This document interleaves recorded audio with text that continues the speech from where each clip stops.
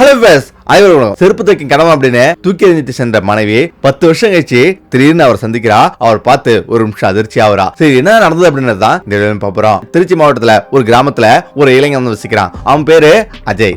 அஜய் ரொம்ப பொறுமையானவன், ரொம்ப அழகானவன் கூட. அவன் ரொம்ப அமைதியா இருப்பான். அவனுடைய வீடு வறுமையில இருந்து இருக்குது. அவனுக்கு வயசு 22. அவன் ஊரு ஒரு அரச மரம் இருக்கு. அந்த அரச மரத்தடியில அவன் உட்கார்ந்து இருப்பான். அந்த ஊர்ல செருப்பு தைக்கும் ஒரே மனிதர் அவதான். அதாவது பக்கத்துல உள்ள கிராமத்துல கூட அங்க வந்து செருப்பு தைச்சிட்டு போவாங்க. அப்படின்னா ஒரு இளைஞன் தான் அஜய். அதே நேரத்துல அவனுடைய லட்சியம் ரொம்ப பெருசு. அப்படி இருந்தாலும் அவன் இரவு நேரத்துல படிச்சுக்கிட்டு பகல் நேரத்துல செருப்பு தைப்பான். இப்படி அவனுடைய வாழ்க்கை வந்து ஓடிட்டு இருக்கு. ஆனா அவனை பார்த்து அவனுடைய அம்மா அடிக்கடி கண்டி சிந்துவாங்க. தனது மகன் பல கனவோட வேலை செஞ்சுட்டு படிச்சிட்டு இருக்கானே, அவனுக்கு ஒரு நல்ல வழியை காட்ட முடியலன்னு வருத்தப்படுறாங்க. கடவுள் தான் அவனுக்கு ஒரு நல்ல வழி காட்டணும் அப்படின்னு அவங்க வந்து வேண்டிக்கிறாங்க. இப்படியே அவங்க வாழ்க்கை ஓடிட்டு இருக்கு. அவனுடைய அம்மா சாவறதுக்கு முன்னாடி ஒரு கல்யாணம் பண்ணி வச்ச தேவை அப்படின்னு ஒரு பொண்ணும் பாக்குறாங்க. இந்த இடத்துல தான் சிட்டில படிச்ச ஒரு பெண்ணு அவனுக்கு வந்து மனைவியா வந்து அமையறாங்க. அவங்களோட பேரு கவிதா. கவிதா பக்கத்து ஊர் தான், சிட்டில வளர்ந்தவ. அதே நேரத்துல அவருடைய அப்பா அஜயை பத்தி கேள்விப்பட்டு ரொம்ப நல்லவா அப்படின்னு அந்த ஊரே சொல்லுது. பக்கத்து ஊர்ல கூட எல்லாரும் சொல்றாங்க. அதனாலே அவர் வந்து அஜயை கல்யாணம் பண்ணிக்க அப்படின்னு அஜய்க்கு வந்து கல்யாணம் பண்ணி கொடுக்குறாங்க. அவ ஏற்கனவே பல விதமான கனவோட அவ வந்து இருக்கிறா. இருந்தாலும் அஜயை கல்யாணம் பண்ண பிறகு அவளுடைய கனவு அனைத்தும் செஞ்சு போகுது. ஏன்னா நாளுக்கு நாள் செருப்பு தைக்கிறது, அவன் வீட்டுக்கு வர்றது அப்படின்னு வாழ்க்கையில எந்த ஒரு முன்னேற்றமும் இல்லாம இருக்கு. அவ ரொம்ப வந்து அதிர்ச்சி ஆகுறா. அதே நேரத்துல அவமானம் படுறா. ஏன்னா அவளுடைய கனவு எப்பொழுதும் வந்து ரிச்சா வந்து வாழணும், எல்லாருமே தன்னை மதிக்கணும் அப்படின்னு அவன் நினைக்கிறா. அந்த இடத்துல தான் பஞ்சாயத்து கூட்டுறாங்க. எல்லா கடைகளுக்கும் எல்லா வீடுகளுக்கும் வரி வசூல் பண்றோம் அப்படின்னு அவங்க சொல்றாங்க. இந்த இடத்துல தான் அஜயை கூப்பிட்டு உன்னுடைய கடையில வந்து எப்படி போயிட்டு இருக்கு, செருப்பு தைக்கிறதுலாம் எப்படி போயிட்டு இருக்கு அப்படின்னு கேக்குறாங்க. எல்லா மக்களும் சிரிக்கிறாங்க. அவன் அவமானத்துல தலை குனிறான். அவனுடைய மனைவி கவிதாவும் தலை குனிறா. இப்ப வந்து கோவப்படுறா. இப்ப வீட்டுக்கு வந்த பிறகு நீ செருப்பு தைச்சு என்னுடைய மானத்தையே வாங்குற, நீ ஏன் இப்படி பண்ற அப்படின்னு அவன் கேக்குறா. இப்பதான் அவன் சொல்றான், செருப்பு தைக்கிறது கூட ஒரு தொழில் தான், எந்த ஒரு தொழிலையும் கேவலப்படுத்தக்கூடாது, இது தச்சு தான் நம்ம வந்து சாப்பிட்டு இருக்கோம் அப்படின்னு அவன் சொல்றான். ஆனா அவ கோபம் அதிகரிச்சிட்டு இருக்கு. மறுநாள் அந்த ஊர்ல பஞ்சாயத்து கூட்டுறா. இவன் கூட நான் இனிமே வாழ முடியாது, நான் வாழ்ந்து எந்த ஒரு சுகத்தையும் அனுபவிக்க முடியாது அப்படின்னு அவன் சொல்றா. விவகாரத்தை வாங்கி கொடுங்க அப்படின்னு அவன் சொல்றா. இந்த நேரத்துல தான் உன்னுடைய அப்பா அம்மாவோட கேட்டு வாமா அப்படின்னு அவங்கள அனுப்பிடுறாங்க. இப்பதான் வந்து அவ துணியெல்லாம் வந்து எடுத்து வச்சுக்கிட்டு பேக்கை வந்து எடுத்து வச்சுட்டு அவளுடைய ஊருக்கு போறா. அந்த ஊர் முழுதும் இதே பேச்சு தான். இப்ப அதைக்கு அவமானம் தாங்க முடியல. செருப்பு தைப்பவனோட மனைவி பிடிக்கலன்னு போயிட்டலாம் அப்படின்னு எல்லாரும் பேசிக்கிறாங்க. அதைக்கு அவமானமா இருக்கு. அன்னைக்கு நேரத்துல அதையோட அம்மா எழுந்திரிச்சு பாக்குறாங்க. அதே காணோம். பக்கத்துல ஒரு பேப்பர் ஒண்ணு இருக்கு. அந்த பேப்பர் எடுத்து படிக்கிறாங்க. இப்ப அதுல அம்மா என்ன மன்னிச்சிருமா, நான் நிலைமை சரியா வரலையும் நான் அந்த ஊருக்கு வரமாட்டேன் அப்படின்னு அதுல வந்து எழுதிருக்கான். அதை பார்த்து அவங்க கண்ணீர் சிந்துறாங்க. இப்ப அஜய் கோயம்புத்தூர்ல போய் இறங்குறான். இப்ப கோயம்புத்தூர்ல ஒரே கூட்டமா இருக்கு. எங்கேயாவது வேலை கிடைக்காது அப்படின்னு பல இடங்கள்ல வேலை தேடுறான். அவனுக்கு கட்டட வேலை வந்து கிடைக்குது. கட்டட வேலையில செங்கல் தூக்குறது, கலவை கலக்கிறது அப்படின்னு பல விதமான வேலை கிடைக்குது. பகல் முழுதும் அவன் வேலை செய்யறான், செங்கல் தூக்குறான். தோல்லாம் வந்து பயங்கரமா வலிக்குது. ஆனா எதையும் பொருட்படுத்தாம அவன் வேலை செஞ்சுட்டு இருக்கான். இப்ப இரவுல வந்து ரோட்டு ஓரமா தான் அந்த தொழிலாளர் எல்லாமே படுத்திருக்காங்க. அவனும் அவங்க கூட சேர்ந்து படுத்திருக்கான். படுத்திருக்கும் போது அவனுடைய புத்தகத்தை வச்சு அவன் படிச்சுட்டு இருக்கான். எல்லாருமே வந்து ஆச்சரியம் பாக்குறாங்க. என்னப்பா வேலை செய்யற, படிக்கிற, எப்படி போனாலும் முடியுது அப்படின்னு கேக்குறாங்க. இல்லைங்க, இது என்னுடைய கனவு அப்படின்னு சொல்லிட்டு அவன் படிக்கிறான். இப்ப நாட்கள் இப்படியே வந்து ஓடிட்டு இருக்கு. அவன் ரொம்ப சோர்ந்து போறான். இப்போ ஒரு நாள் திடீர்னு அந்த ரோட்ல படுத்துறவங்களை பார்த்து அந்த காவலர்கள் எல்லாம் விரட்டுறாங்க. இங்க இன்னும் படுக்க கூடாது, இதுக்கு மேல படுத்தா உடனடியா எல்லாரையும் இப்படி ஜெயில போட்டுரும் அப்படின்னு கத்துறாங்க. இப்ப அதுக்கு ஒண்ணுமே புரியல. அந்த அவமானம் தாங்க முடியல. இப்பதான் பக்கத்துல வந்து ஒரு சின்னதா ரோட்டு ஓரமாவே சின்ன குடிசை மாதிரி போட்டு அங்க வந்து தங்குறான். இப்ப தங்கிட்டு புத்தகத்தை படிக்கிறான். இப்பதான் அவன் ஏதாச்சியா ஊருக்கு ஒருத்தருக்கு போன் பண்றான். போன் பண்ணி அம்மா எப்படி இருக்காங்க அப்படின்னு அவன் வந்து கேக்குறான். இப்பதான் அவங்க சொல்றாங்க, அம்மா இறந்துட்டாங்கன்னு, 10 நாளைக்கு முன்னாடி இறந்துட்டாங்க, இது போல நாங்க அடக்கம் பண்ணிட்டோம் சொல்றாங்க. இப்ப அதை கேட்டு பயங்கரமா வந்து அழுகுறான். யார்த்தையும் கலந்து கூட அவனால பேச முடியல. இப்ப ரயில்வே ஸ்டேஷன்ல வந்து உட்காந்துட்டு இப்ப திரும்பவும் வந்து போயிடுறான். அவனுடைய வேலை தொடங்குறான். இப்ப அவனுக்கு போலீஸ்கார சொன்னது தன் மனைவி தன்னை விட்டு போனது அப்படின்னு அவனுடைய மனசுல நின்று இருக்கு. மறுபுறம் கவிதா இப்ப அவன் கோவப்படுறான். இப்ப கோவப்பட்டு அவர் அப்பாவிட சொல்லி உடனடியா ஊர்ல வந்து போய் சொல்லிட்டு வாங்க, உடனடியா நான் வேற ஒரு இளைஞனை கல்யாணம் பண்ண போறேன் அப்படின்னு ஒரு இளைஞனை அவ கை கட்டுறா. இப்ப அந்த இளைஞனை அழைச்சிட்டு அந்த ஊருக்கு போறாங்க. இது போல செருப்பு தைப்பவனோட இனிமே வந்து வாழ மாட்டேன், வேற ஒரு கல்யாணம் பண்ண போறோம் அப்படின்னு அவங்க பேசுறாங்க.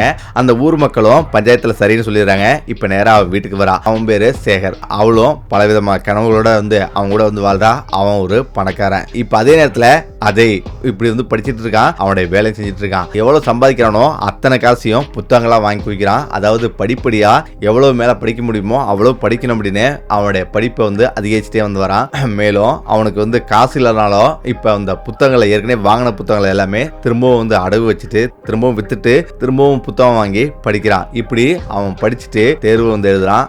அதுதான் யூபிஎஸ்சி தேர்வு. அதுல வந்து வெற்றி பெறான். இப்ப 5 வருஷம் கழிச்சு அந்த படிப்பு லிஸ்ட்ல அவனுடைய பேர் வருது. அதை பார்த்து ஒரு நிமிஷம் நெகிழ்ச்சி ஆகுறான். அவன் ரொம்ப சந்தோஷமாவல, எதுமாவல. ஆனா மனதுல ஒரு பாரம் மட்டும் இருந்துட்டு இருக்கு. அதே முகம் அதே கூட கொஞ்சம் மட்டும் மாறுபட்டு இருக்கு.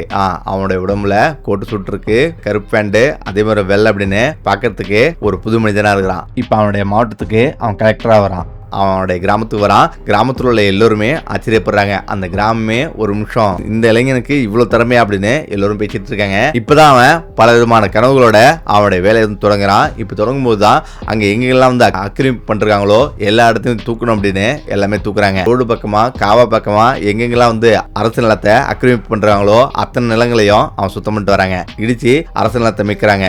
இப்படிதான் போயிட்டு இருக்கு. செருப்புக்கு பதிலா இப்ப அவன் கையில ஃபைல் இருக்குது. இப்ப அந்த ஃபைல்ல எல்லா ஊரையும் பாக்குறான். இப்ப ஜான்பூர்ன்ற ஒரு ஊரை பாக்குறான். அந்த ஊரை பார்த்த பிறகு அவனுக்கு பல விதமான ஞாபகம் வருது, நினைவுகள் வருது. இப்ப உடனடியா அக்கிரமிப்பு நடந்திருக்கிறத அவன் உணர்றாங்க. இப்ப உடனடியா அந்த இடத்துக்கு போறாங்க. அங்க போய் பார்த்தா அங்க பெரிய ஒரு காவா ஓடுது. இப்ப அது பக்கத்துல ஏகப்பட்ட குடிசை ஆக்கிரமிச்சிருக்காங்க. உடனடியா அது எல்லாமே இடிச்சு நிலத்தை மீட்க போறாங்கன்ற செய்தி அங்க எங்குமே பரவுது. இப்பதான் கலெக்டர் வருவாங்க அப்படின்னு எல்லாமே சொல்றாங்க. இப்ப அதுல ஒரு பெண்ணு ரொம்ப எலும்பு தோலுமா ரொம்ப சோகமா உட்கார்ந்துருக்கா. அவ வேற யாரும் இல்ல, கவிதா தான். அதே நேரத்துல கவிதாவோட கணவர் சேகர் அவளை கல்யாணம் பண்ண பிறகு ரொம்ப சந்தோஷமா தான் போயிட்டு இருக்கு. ஆனா சேகருடைய உண்மையான முகம் ஒரு வருஷத்துல தெரிய ஆரம்பிக்குது. சேகர் ஏகப்பட்ட குடி சூதாட்டம் அப்படின்னு அவனுடைய போக்கு வேற மாதிரி போயிட்டு இருக்கு. இப்பதான் கொஞ்சம் கொஞ்சமா அவனுடைய சொத்து எல்லாம் வித்து குடிச்சிட்டு வரான். இப்ப கவிதாவோட உள்ள நகையெல்லாம் வாங்கி அடை வச்சு குடிச்சிட்டு வரான். சின்னதா எதுவுமே கேள்வி கேட்க கூடாது. சின்ன கேள்வி கேட்டா கூட அதுக்கு சேகர் பயங்கரமா திட்டுவான், அடிப்பான். அவனுடைய கொடுமை நாளுக்கு நாள் அதிகரிச்சுட்டே வருது. தன்னோட சொத்து பத்தெல்லாம் வித்தாச்சு, இவனுடைய கொடுமை அதிகரிச்சுட்டே வருது அப்படின்னு அவன் ரொம்ப வருத்தப்படுறா, வேதனைப்படுறா. இந்த இடத்துல தான் அதையே நினைச்சு பாக்குறா. அவன் செருப்பு தைக்கிறவனா இருந்தாலும் எவ்வளவு நல்லா பாத்துக்கிட்டான் அப்படின்னு அவன் யோசிக்கிறான். இவனை விட்டு எங்கேயாவது ஓடிடணும் அப்படின்னு சொல்லாம கொள்ளாம கூட ஒரு நாள் இரவு அங்கிருந்து கவிதா வெளியே வர்றா. கவிதா வீட்டை விட்டு வெளியே வந்துடுறா. இப்ப எங்க போறதுன்னு அவளுக்கு தெரியல. அவளோட அப்பா அம்மா வீட்டுக்கு போறா. அங்க எல்லாமே அவளை புறக்கணிக்கிறாங்க. ஏற்கனவே ஒருத்தனை கல்யாணம் பண்ண, அவனை பிடிக்கலன்னு வந்துட்டேன். இப்போ ஒருத்தனை கல்யாணம் பண்ணிட்டு இவனும் வேண்டான்னு வந்துட்டேன். நீ இருக்கிறது இந்த ஊருக்கே அவமானம், இங்க வரக்கூடாதுன்னு எல்லாருமே சொல்லிடுறாங்க. அவளுக்கு எங்க போறது தெரியல. அழுதுகிட்டு அங்கிருந்து வெளில வரா. இப்ப அவளுக்கு வேற வழியில பக்கத்துல சின்ன சின்ன வேலை செஞ்சுக்கிட்டு ரோட்டோரமா அவ ஒரு குடிசை ஒண்ணு போடுறா. அந்த ஆத்து பக்கத்துல ஒரு குடிசை ஒண்ணு போடுறா. அந்த குடிசையில அவ அன்றாடம் காட்சியா வாழ்றா. அதாவது தினந்தோறும் கூலி வேலை போய் சமைச்சு சாப்பிட்டு இருக்கிறா. இந்த இடத்துல தான் கலெக்டர் வருவாரு, எல்லாத்தையும் காலி பண்ண போறாருன்னு கேள்விப்பட்ட பிறகு அவளால தூங்கவே முடியல. அந்த நாள் இரவு முழுவதும் கலெக்டர் வந்தா இந்த இடத்த விட்டா எங்க நம்ம போறது அப்படின்னு பலவிதமா யோசிச்சுட்டு இருக்கா. இப்பதான் மறுநாளாவது ஒரே சைரநொலி எல்லாருமே கலெக்டர் வராங்க அப்படின்னு எல்லாருமே அதிகாரிகள் வராங்க. கலெக்டர் இறங்குறாரு. கலெக்டர் இறங்கின அடுத்த நொடி கவிதா ஒரு நிமிஷம் அருந்து போறா. அது வேற யாரும் இல்ல, அதேதான் கூட்டத்துல ஒருத்தையா பின்னாடி நிக்கிறா. அதே முகம் அதே முடி, ஆனா கோட்டு சூட்டு கண்ணாடி போட்டு அவன் இறங்குறான். இறங்கி பார்த்த பிறகு எல்லோருமே அதிர்ச்சி ஆகுறாங்க. அவன் பேச ஆரம்பிக்கிறான் அதிகாரிகளிடம். இதுக்கு இந்த இடத்தெல்லாம் காலி பண்றதுக்கு என்ன ரூல்ஸ் என்னன்னு எல்லாமே கேட்கிறான். இந்த இடத்துல தான் அந்த மக்களிடம் ஒவ்வொருத்தரா பேசுறான். ஒரு பெரியவர் நிக்கிறாரு. ஐயா, உங்களுடைய வீடு அரசு நிலத்துல கட்டப்பட்டிருக்கு. இதுக்காக நான் உங்களுக்கு புதிய இடம் ரெடி பண்றோம். அதனால நீங்க போயிடலாம், கவலைப்படாதீங்க. உங்களோட வீட்டை உடனடியாக காலி பண்ணணும் அப்படின்னு அவன் சொல்றான். ஒரு சிறுவன் நிற்கிறான். அந்த சிறுவன் தலையில கையை வச்சு என்னப்பா படிக்கிற அப்படின்னு அவன் கேட்கிறான். அவனும் சொல்றான். இப்ப ஏழைகளோட துன்பத்தை அவன் நல்லா புரிஞ்சுக்கிட்டது போல எல்லா மக்களிடம் அன்பா பேசுறான். இப்ப அந்த மக்கள் கூட எல்லாருமே சுத்தி நின்றுட்டு இவனோட பேச ஆரம்பிக்கிறாங்க. ஒவ்வொரு வீடா கேட்க ஆரம்பிக்கிறான். அந்த இடத்துல ஒரு வீட்டுக்கு முன்னாடி கவிதா நினைக்கிறான். உன்னுடைய பேரு என்னன்னு கேட்கிறான். கவிதான்னு சொல்றான். நிமிந்து பாக்குறான். அவன் ஒரு நிமிஷம் அதிர்ந்து போறான். ஏன்னா முன்னாடி இருக்கிறது கவிதா, அவனுடைய முன்னாள் மனைவி. இப்ப அவளால பேச முடியல. அவ கையெல்லாம் நடுக்குது, முகெல்லாம் வெளிரி போகுது. உடனடியா அவளுக்கு கண்ணீர் வருது. இப்ப இதனால அஜய் எந்த ஒரு வருத்தமும் படல, ரொம்ப சாந்தமா அவன் அமைதியா நின்று இருக்கிறான். அவ உடனடியா என்ன மன்னிச்சிருங்க அப்படின்னு அவன் கேட்கிறான். எதுவுமே பேசல. அஜய் ஒரு வார்த்தை மட்டும் தான் பேசுறான். உங்களுக்கான வீடு பின்னாடி கட்டிருக்கோம். ஏற்கனவே 2 மாசத்துக்கு முன்னாடி தான் வீடு கட்டிருக்கோம். அங்க போய் தங்கிங்க, உடனடியே அந்த வீடுலாம் இடிக்கப்படும் அப்படின்னு அவன் சொல்றான். சொல்லிட்டு கிளம்பி போறான். அதிகாரிகள் எல்லாம் பின்னாடியே போறாங்க. அவளும் இப்ப பல விதமா யோசிக்கிறா. நான் செருப்பு தப்போன்னு யாரை அவமானப்படுத்தணும், இப்படி ஒருத்தரா நிப்பாரு அப்படின்னு நான் கனவுல கூட நினைக்கல அப்படின்னு அவ நினைச்சிட்டு இருக்கா. மறுநாள் அஜய் ஒரே யோசனையாவே உட்கார்ந்துருக்காரு. அவருடைய மைண்ட்ல இதே தான் ஓடிட்டு இருக்கு. ஆனாலும் மறுநாள் அவர் சின்ன பள்ளி திறக்கிறாரு. அந்த பள்ளியில மக்கள் நிறைய குழந்தைகளை படிக்க வைக்கிறாரு.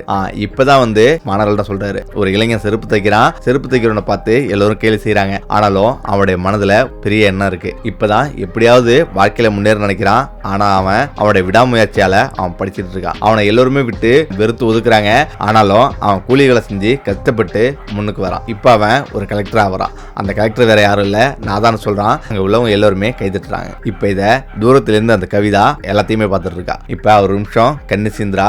ஆனாலும் அவ கண்ணுக்கு பின்னாடி பல விதமான எண்ணங்கள் ஓடிட்டு இருக்கு. அந்த நேரத்துல அஜய் சொன்ன ஒரு விஷயம் அவளுக்கு ஞாபகம் வருது. ஒரு மனிதனை மனிதனா மட்டும் பார்க்கணும், அதையும் தாண்டி அவனுக்குள்ள ஒரு வைரம் உறங்கிட்டு இருக்கும் அப்படின்னு சொல்றான். இதை நினைச்சிட்டு அவன் வந்து அமைதியா வந்து உட்கார்ந்துருக்கா. ஆனாலும் அன்னையில இருந்து அவனுடைய வாழ்க்கையில மிகப்பெரிய மாற்றம் ஏற்பட போகுதுன்றது புதாங்கச்சி தான் அவளுக்கு வந்து புரியுது. அதுக்கு பிறகு ஒரு லெட்டர் ஒன்று வருது. அந்த லெட்டர் எடுத்து அவள் பிரிச்சு பார்க்கறா. கீழே வந்து அதே அப்படின்னு சைன் வந்து போட்டிருக்கு. அவ இருக்கிற ஏழ்மையை நினைச்சு அவ வந்து எப்படி இருக்கு அப்படின்னு விசாரிக்கிறான். அதுக்கு தகுந்த மாதிரி அவளுக்கு ஒரு வேலையும் ஏற்பாடு பண்ணி தரான். அதை பார்த்து ரொம்ப மகிழ்ச்சி ஆகிறா. இப்போ அவளுடைய வாழ்க்கை புதிய வாழ்க்கை தொடங்க போறதை அவ வந்து உணர்றா. ஓகே, இந்த வீடியோ பேசிக்கிறேன். மீண்டும் அடுத்த சந்திப்போம். நன்றி, வணக்கம்.